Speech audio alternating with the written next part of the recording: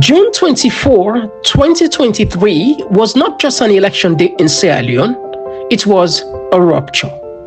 Ballots were cast, results were declared, but certainty never arrived. What followed was not a closure, but silence, broken only by whispers of irregularities, a stern opposition, and a nation forced to move on without answers. In the echoes of disputed ballot, Sierra Leone after June 24, we go beyond headlines and official statement to examine what really happens when elections are won but trust is lost. Why did allegations never reach the court? Was the opposition's boycott an act of principle or a failure of a democratic duty? And did the so-called tripartite agreement heal the nation or merely freeze a deeper crisis in place? This is not a story about winners and losers. It is a story about legitimacy, power, and the long shadow of unresolved elections cast over governance, stability, and the road to 2028. Because when ballots are disputed and accountability is deferred, democracy does not end, it echoes. Tonight, we revisit what happened after the vote, the allegations, the silence, the boycott, and the uneasy compromise that followed. This is the echo of disputed ballots. Our constitution is the National Electoral Commission that declares the election victory. That has always been the case, and they are asking for a different thing today. They believe that the international community should come and declare who has won the election. The election was conducted in a free, fair, and transparent manner. But elections everywhere have never been without disputes. These are highly contentious issues everywhere in the world, including in the United States here. So if we have any problem, we all know that the courts are the best place to go. They have refused to go to the court because they don't have no locus. They don't have anything to present to the courts. Why are they going elsewhere and talking? Go to the courts. The morning after the election, Sierra Leone felt suspended. There were no mass celebration, no swift conception, and no collective relief. Instead, rumors filled the void by delayed clarity. Videos circulated online, polling station results, tally center images, and written sheet photographs on phones. Domestic observer groups began flagging concerns early. International mission chose careful language. They were using phrases like procedural issues, restricted access, and transparency concerns. This election felt different, not because violence erupted, but because trust did. And once trust cracks, democratic legitimacy starts leaking. Excellencies, ladies and gentlemen, estimated members of the press, I am delighted, of course, to be back here in Sierra Leone again, here in Freetown, to present the European Union's Election Observation Mission's final report, and journalists provided regular reports. This was a very strong and encouraging sign. However, there were also issues that we, as a friend of Sierra Leone, observed and are imperative to address. Firstly, political violence shrank the space of political participation. This was observed by the EU Election Observation Mission in at least 6 districts. We also saw disproportionate use of force by security agencies on several occasions. Also, I want to speak about the tabulation of results that proved to be a key issue, a tipping point.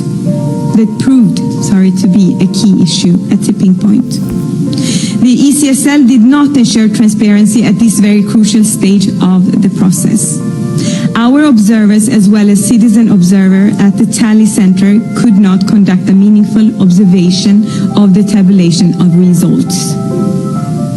Despite repeated calls from observers, the ECSL did not publish the disaggregated result data.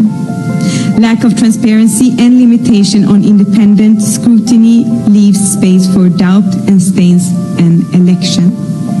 And again, the opposition parties in Sierra Leone, they said they had evidence. Civil society groups spoke of confusions. They said numbers at the police stations that did not appear to match the final national totals. The observers pointed to the most sensitive phase of any elections, malpractice. Still, the official result moved forward. One side by side declares outcomes. On the other hand, screenshot, testimonies, suspicions, but between them was an information vacuum, and that vacuum, confidence withheld. The longer clarity was delayed, the louder the echoes became. In many democratic countries in West Africa, disputed elections end up in court. But here in Sierra Leone, that road was barely traveled. Despite serious allegations like ballot stuffing claims, voter suppression fears, and tribulation inconsistency, the opposition stopped a short or full of judicial challenge. Their supporters said the court couldn't be trusted, but others argued that legal action will legitimize a flawed process. Critics were blunt. They call it a missed opportunity. But because the court do not just declare winners, they were forced to prove evidence in an open. They create records. They establish accountability. Without that process, the dispute remains suspended, unproven, and unsolved. All what the opposition parties in Sierra Leone could say was a boycott.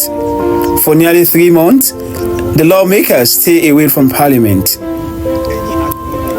Was it pressure or surrender? Eventually, the compromise emerged. They established what they call tripartite.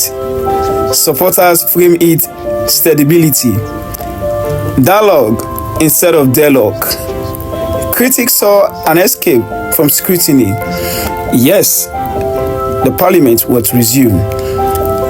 Yes, the tension collide. But the central questions remain untouched. What really happened on June 24? The crisis was managed. It was not resolved. And that our individual differences and interests must have a common place in our shared national interest. We could recall that following my re-election in June 2023 this year, and the post-election concerns raised about the conduct of the multi-tier elections, I proposed the setting up of a National Electoral Systems Review Committee with a view to strengthening the institutional, legal, and operational regime for future elections. And over everything is a rivalry that defends modern Sierra Leonean politics. On one side, Julius Maadabu, the incumbent, and with state power institution control. On the other, Samoa Kamara, the challenger, technocrat, veteran, and a symbol of grievance. Between them stands the Sierra Leone People's Party, governing under the contestants' legitimacy. But the deepest impact wasn't just political. Public trust in elections declined. Confidence in institutions weakened. Young people grew more cynical. Disputes and mandates rippled outward, slowing reform, discouraging investment and hardening divisions. As 2028 approaches, the question grows sharper. Will electoral reforms happen, or will be quietly shelved? Will transparency improve, or just the language around it? Can trust be rebuilt? Because democracy does not only fall when ballots are stolen, it falls when accountability is avoided. For the talking kind of Is this a dialogue for get the opposition for participate in governance or for address the concerns them within the case? Because one of the things we say then at them the two they put at the table, they also asking for a rerun of the election. It's a dialogue for us that will strengthen our democratic state institutions. That's the ethos with which we do the constitutional review. That's the ethos in which we develop a policy. That's the policies of government. That's the ethos in which we have invested in human capital. That's the ethos in which our Big Five is. We really believe as a party and as a government that we must strengthen our democratic state institutions. A major part towards strengthened democratic state institutions, the participation of the opposition, particularly in Parliament. So it's a commitment to national development. We're here because we believe in national development, and we believe that everybody, the more voices at the table, the better. That's what we believe. So finally, waiting the people of Sierra Leone, everybody attention to waiting could be the outcome of this dialogue. Waiting them for expect. I think they expect we will have a strengthened democratic process. As a country, we've done a lot. I speak about the Peace Commission, the Truth and Reconciliation spoke about the Peace Commission, which came from the Lomé Peace Accord, which then shaped the National Consultative Dialogue in 2020, which established the Peace Commission. And now today, it's brought us here. That's a big positive thing. At the end of this is not a baby organization. 3 years, then they engaged the international organization and they too. We as a people should be proud of what we've built, and I think this is not a small thing. There are many countries who can't do what we've been able to do, and to be resilient and come together in spite of our differences. And it's being shepherded by the 3-year-old organization that we put together that came from previous recommendations. So as a people, I think there will be pride in what we've been able to accomplish as a country. I anticipate that the opposition will go to Parliament. I anticipate that the councils, they will take up their responsibility. I anticipate that there will be a lot more inclusive engagement in governance across various, like this independent review of the electoral bodies or the constitutional review process. We need a position for the Parliament.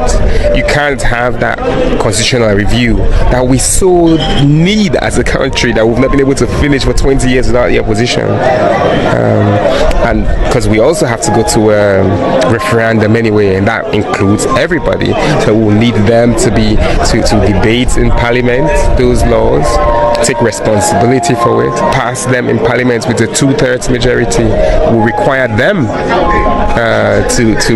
because we don't have that, so we require them and their votes. We hope that all of them will support these processes, and then we'll go to a referendum and the people of the country will be happy and Sierra Leone will be better for it. You hopeful say at the end of these 3 days they will return to governance?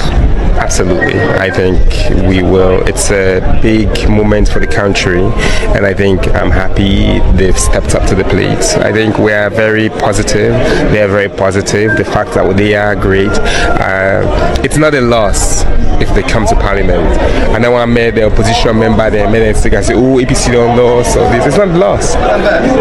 It's not a win for us if they come to Parliament. Sierra Leone wins when they can participate, and I think that's the most important message, is that my APC headline and not say, oh, then Samurai don't go this, Samurai don't do that, oh, then don't go all out. No, we want there to be a fully comprehensive government running.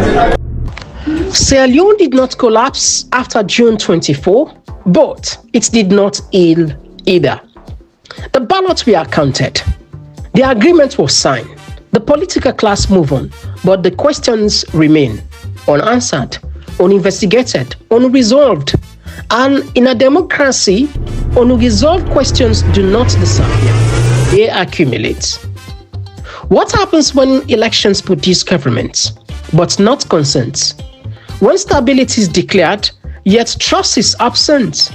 When accountability is postponed in the name of peace? As the 2028 approaches, Sierra Leone stands at a crossroads. One path leads to reform, transparency, and the courage to confront uncomfortable truth. The order leads to repetition, another election, another dispute, another agreement, another generation taught to lower its expectations. This commentary is not an accusation. It's a record, a warning, and an invitation. Because democracy does not survive on ballots alone.